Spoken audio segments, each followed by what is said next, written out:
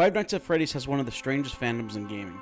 These characters barely move, they rarely speak, and half of their lore is hidden in static minigames and throwaway lines. And yet nearly 10 years later, people are still arguing about them. So today we're going to finally do it. This is the definitive ranking of the most important Five Nights at Freddy's characters based on 3 things only. Now, we're going to go over the lore relevance, how much they actually matter, what their cultural impact is and how iconic they became, and their design and presence, which is how well they work as horror characters. This is not about what you like, this is about what is actually the truth and who earned their place. And yes, some fan favorites are going to rank lower than people expected. That's just what's going to happen in this video. So how is this going to work? Well, every character is going to be placed into a tier, all the way from S to F. S tier is franchise defining. It would not continue without them. A tier is extremely strong, but they're not untouchable. B tier is solid, memorable, but they are flawed. C tier is overhyped or underused. D tier is a missed potential, and F tier is almost pointless. They shouldn't even be there, to be honest with you. If you disagree, that's totally fine. That's kind of the point of this whole thing. So, without further ado, let's get into it. Before we get to the heavy hitters, we need to clear out the bottom of the barrel first. These are characters that technically exist, but they don't meaningfully contribute to the story, the horror, or the long-term identity of Five Nights at Freddy's.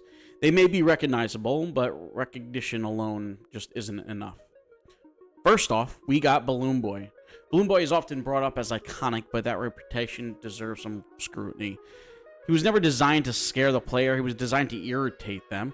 His mechanics don't create tension, they create just inconvenience. So he doesn't stalk you, he doesn't threaten you directly, he just removes your tools and forces failure through attrition. From a lore perspective, Balloon Boy offers nothing. No origin, no narrative role, no payoff later in the series, and that's the problem. Balloon Boy is remembered because he's annoying, not because he's meaningful.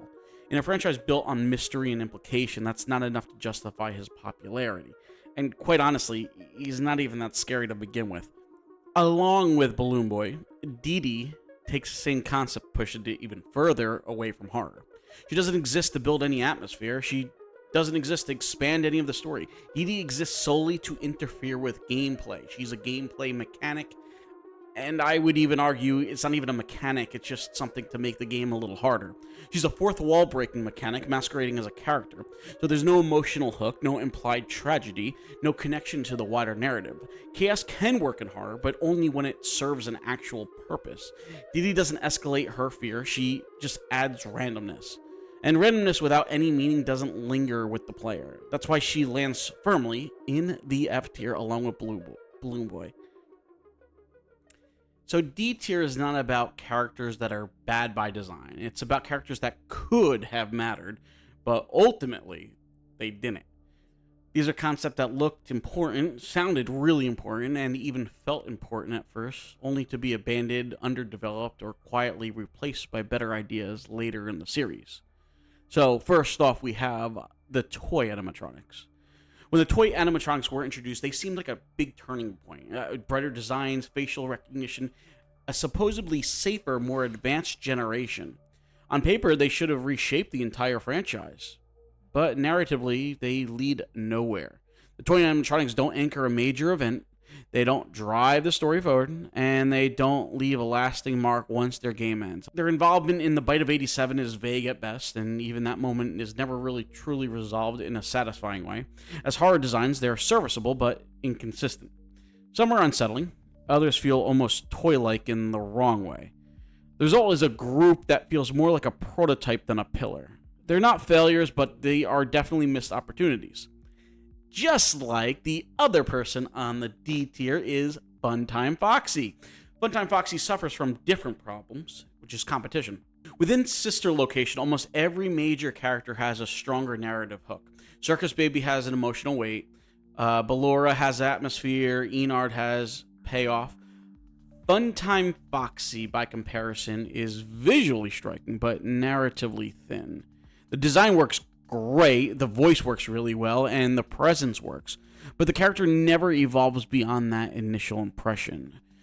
there's no defining moment, no lasting consequences. In a vacuum, Funtime Foxy would rank higher, but within the context of this series, and even within their own game, they're overshadowed by characters who do more with less screen time. That's the definition of wasted potential. D tier is important because it shows where Five Nights at Freddy's almost went. These characters represent forks in the road. Ideas that could have reshaped the series, but ultimately didn't. They're not forgettable, they're just kind of incomplete. And I would love to see them kind of just come together and branch off into a new storyline with them. But for now, this is where they will sit. On to C tier.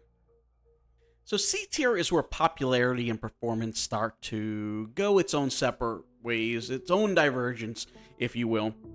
These characters are well known. They're quoted, memed, cosplayed, and defended relentlessly. But when you step back and look at what they actually do for the story and the horror, cracks just start to show in the game. Being iconic doesn't automatically make a character effective, and C tier exists to make that distinction clear. First off, and when writing this whole thing, I'm upset that I had to admit this, because they are my favorite character in the whole series. Foxy's often treated as one of the faces of Five Nights at Freddy's, and that reputation isn't accidental. His design is aggressive, and his movements are fast. His attacks break the rules of the first game teaches you. From the gameplay standpoint, Foxy's memorable, but from a narrative standpoint, he stalls. Foxy doesn't evolve across the series, he doesn't gain new meaning, he doesn't anchor a major reveal or turning point. Over time, Foxy becomes less of a character and just more of a mascot. Variants replace development, appearances replace impact. He remains recognizable. Let's not get twisted here, but he ain't essential.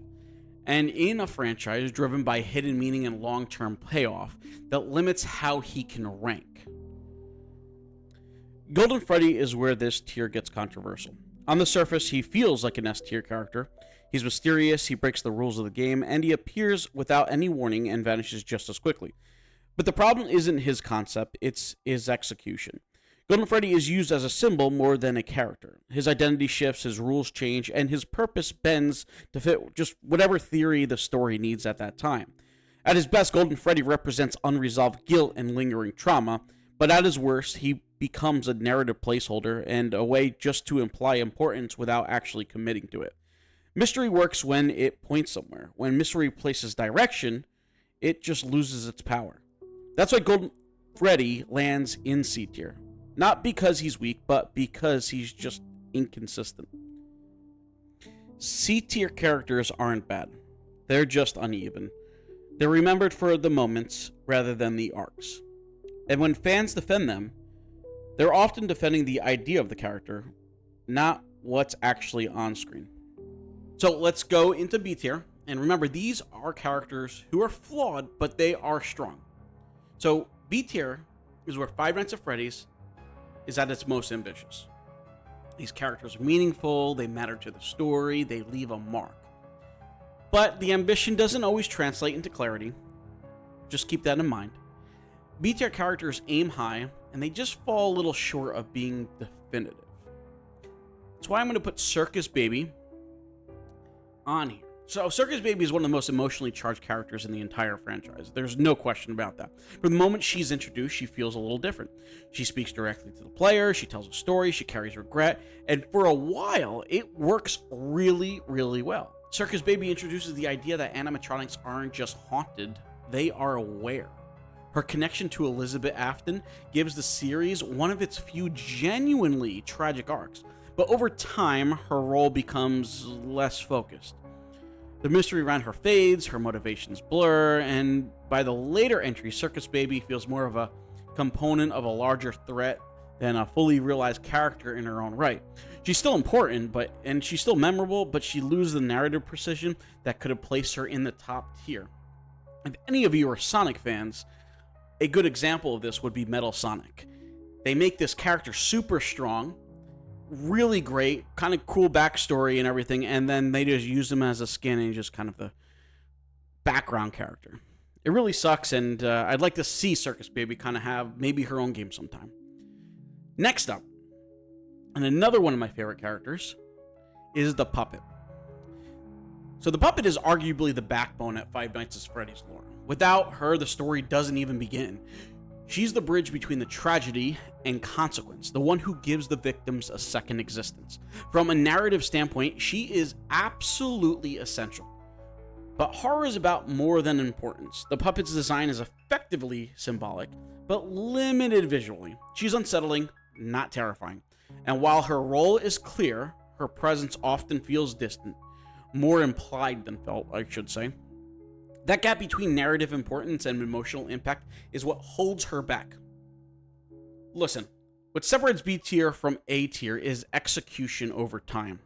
These characters start really strong and they promise depth, but consistency is what defines greatness in a long-running series, and that's where they kind of stumble. B tier characters definitely matter, there's no question about it. They just don't define the franchise. So, let's go on to A tier. A tier characters are the ones that hold Five Nights at Freddy's together. Think of them as the glue. They don't just exist within the story, they shape how the story is experienced. These characters define tone, pacing, and atmosphere even when they aren't directly on screen. They're not perfect characters, but without them, this series would not function the same way. So, first and foremost, we have the illustrious, the famous Freddy Fazbear. Freddy Fazbear is the face of the franchise, not by the way most mascots are. He isn't loud, he isn't fast, he doesn't demand any attention. Freddy's power comes from inevitability. He waits, he watches. His presence turns silence into tension and inactivity into threat. Mechanically, Freddy teaches the player that danger doesn't always announce itself. Narratively, he represents a normalization of horror, the idea that something terrifying can also feel routine, if you will. Freddy doesn't need constant reinvention because his core concept of him just works. Across the series, his role remains pretty stable, recognizable, and effective. That consistency is what lands him in the A tier. He defines the experience, but he isn't the story's driving force. That is left to Michael Afton. So Michael Afton is one of the most quietly complex characters in the franchise. He's not very charismatic,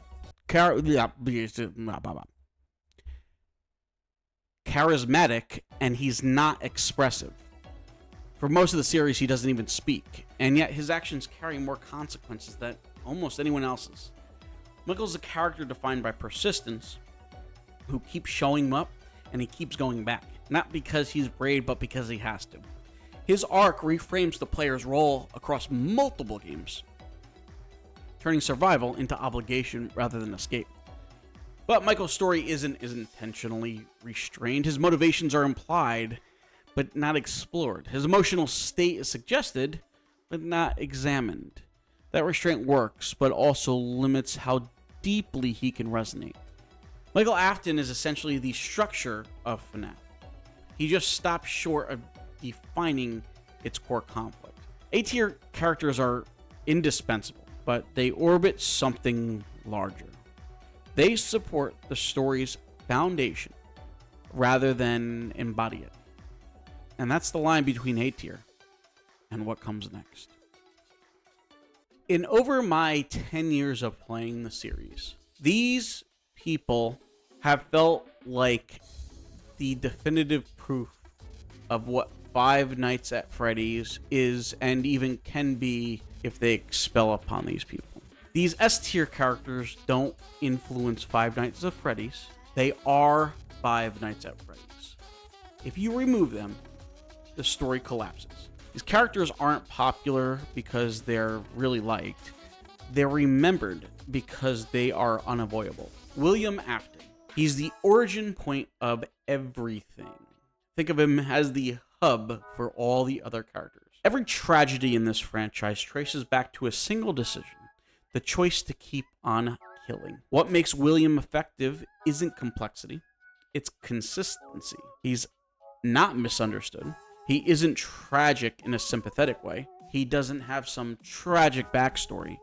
He's deliberate and he's calculated. William Afton represents the most unsettling kind of evil in horror, and to be honest, the world. someone who knows exactly what they're doing and continues anyway. The series never redeems him, and that's intentional. His presence turns the story from a ghost tale into a cycle of consequences. Without William Afton, Five Nights at Freddy's is just atmosphere, but with him, it becomes a narrative. Let's change our gears a little bit and go to Springtrap is the physical embodiment of consequence. This is what happens when the monster loses control of the story. There's no ambiguity, no metaphor. A murderer trapped inside his own failure. Springtrap works because you don't need lore to understand him. The design tells you the story. Decay and desperation and punishment frozen in place. He doesn't jump out often. He doesn't really need to. Just knowing he's there is enough. Springtrap represents the moment Five Nights at Freddy's stopped relying on implication and delivered pure visual horror. This is the franchise at its most focused and its most terrifying. Look, S tier doesn't have room for debate. These characters define the conflict, the tone, and the legacy of the series. They don't need defending, they already won. So now the question isn't who I ranked where. It's this. Which characters do you think fans protect the hardest and why? Drop your take below, and I'll see you guys in the next video. Thanks for watching. I'm out.